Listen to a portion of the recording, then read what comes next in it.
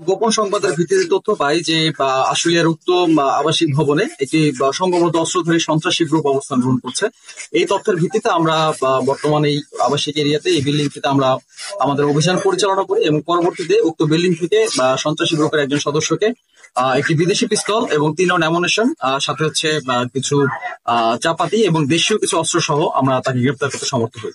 বিভিন্ন ধরনের সন্ত্রাসী কার্যক্রমের সাথে সে জড়িত এবং আমরা তার সম্পর্কে আমাদের পূর্বে তথ্য ছিল যে চাঁদাবাজি থেকে শুরু করে বিভিন্ন ধরনের অস্ত্র সন্ত্রাসের সাথে উক্ত ব্যক্তি জড়িত। অস্ত্র আইনের যে প্রচলিত নিয়ম অনুযায়ী আমরা তার বিরুদ্ধে মামলা দায়ের করা শুরু করি এবং প্রচলিত আইনানুগ ব্যবস্থা আমরা গ্রহণ করি। যাকে গ্রেপ্তার করা হয়েছে এটা একটি সংঘবদ্ধ চক্র যারা হচ্ছে আশুলিয়ার বিভিন্ন স্থানে অস্ত্র সন্ত্রাস থেকে শুরু করে চাঁদাবাজি থেকে শুরু করে সকল ধরনের সন্ত্রাসী কার্যকলাপের সাথে জড়িত। এখানে একটি সংঘবদ্ধ চক্র বর্তমানে বিদ্যমান রয়েছে। আমরা এই চক্রটিকে ধরার জন্য সর্বাত্মক ব্যবস্থা গ্রহণ করবো ইনশাআল্লাহ।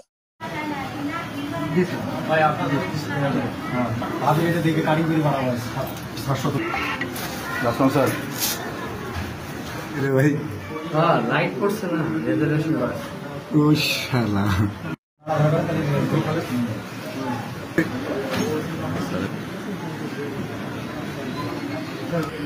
ভাই একটু তাড়াতাড়ি আসেন,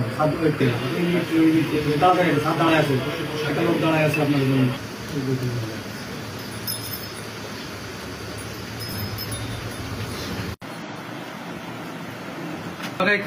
আজকে ধরেন তো